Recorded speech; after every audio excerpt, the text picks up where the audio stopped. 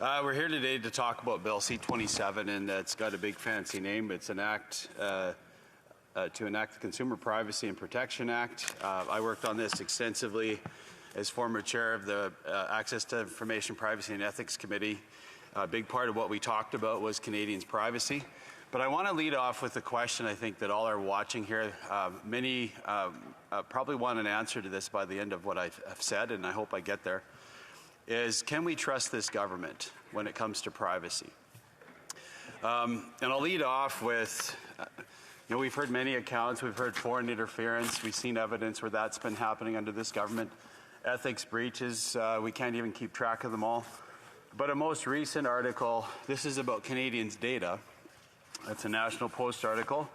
And many folks out there would remember this. Canada's Public Health Agency admits it tracked 33 million mobile devices during the lockdown.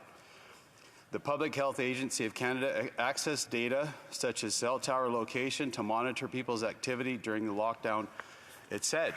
So, can you trust this government? I think the answer is becoming more and more clear. But what have we done to protect consumer privacy? I was, again, part of that ethics committee. We formed an international grand committee, 9 countries, 500 million people, where we really tried to tackle and get to some better practices for big tech, because big tech is, Cambridge Analytica was a scandal that big tech was getting your information, many points, 53,000 points of information is what we had heard is the Facebook average amount they're collecting on you, and it's being sold to the highest bidder. And used not to just give you a choice on what cereal you should buy in the morning, but actually surveil you to make predictive behavior, so you'll kind of go in the direction that they'll want you to go. So we Conservatives saw a need to have a better, robust policy. So I'm reading from our Constitution, our policy that I was part of drafting with many other EDAs across the country. This is from the Conservative Party. The Conservative Party believes digital data privacy is a fundamental right that urgently requires strengthened legislation, protections, and enforcement. Canadians must have the right to access and control collection, use, monitoring, retention, and disclosure of their personal data. International violations should receive enforcement assistance from the Canadian government. So that is just a little snapshot about what we've been doing over here. And I guess we would hope that legislation like this would address some of those privacy concerns, but what we've learned, and many are hearing from this debate, there's huge exemptions for big tech, huge ways to use consumer data in ways that they don't, first of all, don't want their information to be used and don't even know how their information is being used. So I'm going to get into some of the critics about Bill C-27. I'm reading from an article today by a young man, Brian Short, who has some concerns around Bill C-27. And I'll read. This change, and again, this is what Bill C-27 is proposing. This change opens the door for companies to begin describing their data collection and surveillance practices in a highly simplified manner, leaving out important details about how this information could be used to harm and discriminate against a person or a group of people, and ensuring that the data broker economy continues to thrive while people in Canada's privacy rights are pushed to the side. Well, according to the Liberals, this is what this bill is supposed to address. And here we see, simplified consent, that's something that we've supported too. It should be something that you can understand, but not to be abused in this manner, where there's a real consent, the fine print is down here, and you just check that little box and it makes you feel good that you've done it. You feel like your data is protected, or your privacy, but it really isn't. And I'll read on. But with deceptive design practices already being regularly used to encourage people to click to agree without really understanding what they're signing up for, Bill C-27's weakening of consent could be a big step backwards in terms of privacy. So, again, I'll keep reading. I have a little bit more from this particular author. And we talk about the right to request deletion, and that's part of your data that's online. Again, in reference to C-27, what's lacking is a mechanism for when people change their mind about consenting to the collection of their use of their personal information, or if they're opposed to the use of their data and consent that wasn't required at all. So I think, again, we've seen the exemptions. They're a big haul. My colleague from Edmonton just referred to those exemptions. You know, we want some better piece of legislation. You know, I applaud the effort. The privacy commissioner, previous Commissioner Tarian, was excellent at just about really caring about Canadians' data and really pursuing a solution for it, really, you know, defending Canadians, and I applaud him for that. But I'm going to go on to another critic that I've gotten to know very well from being on the committee and his work in terms of Canadian information and how important that is to protect. A man named Jim Balsillie, a stranger to none of us in this place, former part owner of BlackBerry. I'll read the article. Globe and Mail, privacy is central to human well-being, democracy, and a vibrant economy. So why won't the Liberal government take it seriously? And so I'll read, and this is from Mr. Balsillie. Privacy is a fundamental human right, and we absolutely agree, that serves as a gateway to other rights and freedoms such as freedom of expression, individual and collective autonomy, and freedom from harassment or invasion. Privacy is critical for the healthy development of the human brain, identity, close relationships, and social existence. True realization of freedom, that is, a life led autonomously, is only possible in conditions where privacy is protected. And I'll go on. It helps explain what he's referring to in that paragraph. Behavioral monitoring, analysis, and targeting are no longer restricted to unscrupulous social media companies, but have spread across all sectors of the economy, including retail, finance, telecommunications, healthcare, entertainment, education, transportation, and others. And I think one example I've told many high school classes, and what's an example of this? An example, what we learned is your data is being monitored in real time. So when you're standing in front of a display at a big box store, they know that you happen to be standing in front of a certain brand of headphones. And so don't be surprised if you get an ad before you leave the store of this particular headphone and why you should buy it. It's incredible. In some ways, it's in a good way, it's incredible, but it's scary in other ways too, in the predictive nature of having all that information. And he goes on to criticize the current Liberal government. Yet, Canada's federal government has repeatedly failed to take privacy seriously and construct a legal and regulatory framework that protects the rights of Canadians in the digital age. The Digital Charter Implementation Act, which is what we're talking about, normalizes and expands surveillance, Madam Speaker, doesn't reduce it, normalizes and expands surveillance and treats privacy as an obstacle to corporate profits, not as a fundamental right or even a right to effective consumer protection. And after years of cozying up to big tech and meeting with its lobbyists, as often as twice a week, the Canadian Liberal government is finally coming to terms with the fact that the digital economy needs to be regulated.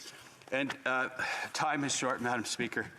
But again, I asked initially, can Canadians trust this Liberal government? Well, they're pretty close to these guys, to big tech. And I'll use the example, and many have been talking out there about smart cities. Well, that conversation has been brought up many years ago, and so as recently as just a few years ago. And it was our efforts at Ethics Committee to really push back about this invasion of privacy that particular smart city in Toronto, Sidewalk Labs, would have as an invasion of Canadians' information. It was a complete Sidewalk Labs project, would monitor data on many levels. And so again, and its connections to this current Liberal government. So I'll read from an article. Sidewalk Labs project gained support from Trudeau in 2017, call ahead above the bid process. Knows we cannot use names of current members. Thank you. Apologies, Madam Speaker, it's a title, but it's my mistake. But I think what's concerning about this particular article was that it's not just that the Prime Minister supports an invasive smart city kind of concept, monitoring everything, but it was done in secret. So the people that really wanted to get to the bottom of this Prime Minister and the conversation he had with Google and Alphabet, They had to get a Freedom of Information request to find out that this government was having secret negotiations behind the scenes. So, Madam Speaker, my time is up, but I started off asking a question: can we trust this Liberal government when it comes to privacy? I think the answer is a clear no. Questions and comments. The Honourable Member for Hamilton Mountain. Thank you, Speaker. And thank you to my colleague opposite for his intervention. I wonder if he doesn't trust this government, does he trust Google to make the rules and follow their own rules and to protect Canadians' privacy that way? For Prince George, Peace River, Northern Rockies. That is a very interesting question coming from a Liberal member across the way. No, I do not. And this is the reason why we were tackling big tech. It was Facebook, Google, you name them. The invasiveness of big tech on our privacy and our data is a huge concern. And the fact that Google was so linked with this current Liberal government and the former member Vaughan and him carrying the water for Sidewalk Labs, it was really something else. And to see secret conversations going along to kind of usher this project through, and that was a Google project, absolutely I don't. Questions and comments, questions et commentaires. The Honourable Member for Windsor West. Thank you, Madam Speaker. Thanks for my colleague for his intervention. As he's aware, this bill is actually 3 bills packaged into one, and it was the NDP that asked for a separate division to vote on artificial intelligence. The previous manifestations of Bill C-11 were enhanced with this bill. But I'm wondering what his thoughts are in the mere fact that this is the first time that we're even debating or talking about how to regulate artificial intelligence, whether it would have been more appropriate to have that an entire separate process as opposed to packaged with 2 other pieces of legislation that we had actually done before and at least had some review in this chamber and are less controversial in many respects.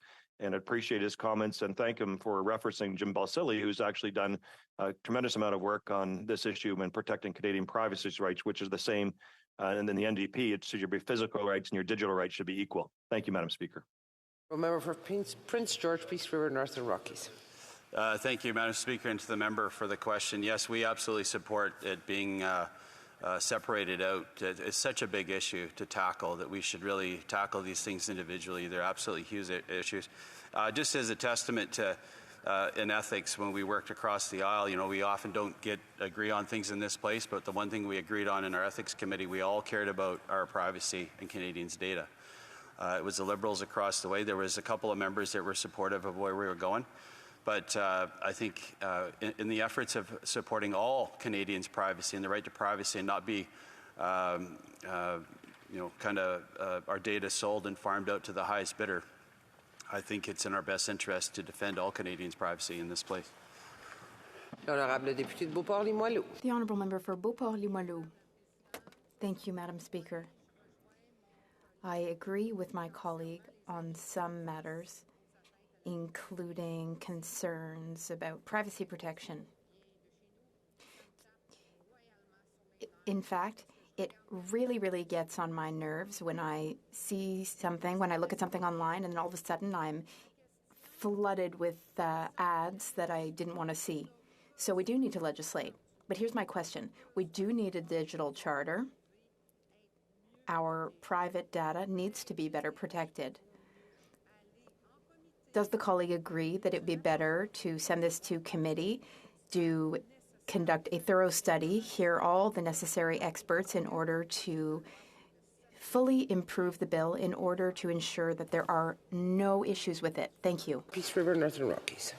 Yeah, it's a good question. And I think the more alarming part, we get all those pop-ups and they mysteriously show up after we've been in a certain place.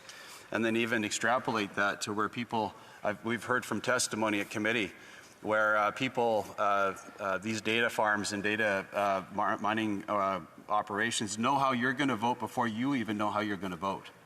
And then, and that's what leads us to huge concerns around being guided in certain directions to vote. And it's really very anti-democratic. We believe, Madam Speaker, that we need this bill needs to go back and get rewritten and done right. We have the expertise in this place. The minister across the way just needs to listen. A very, very, very brief question from the Honourable Member for South Shore St. Margaret, but really very brief. Mentioned before, we've talked about legitimate interest being an exception of the business being able to use data without permission. Another provision in the Act, actually 15.5, gives the business the ability to do implied consent, which is really consent without consent. So I wonder if you comment again how the Liberals are in the pocket of big tech on that. Honourable Member knows that. I won't be commenting on anything. The Honourable Member for Peace River Northern Rockies very quickly. Yeah, and the evidence that this government's been in the back pocket of big tech, it's been there since the member Crossway, Member Vaughan, he's not here anymore, but it was just so obvious supporting Google and all its ambitions. No, I think what we need to do, we all understand that there's interest where data is something that we need to use, but it needs to be done with privacy.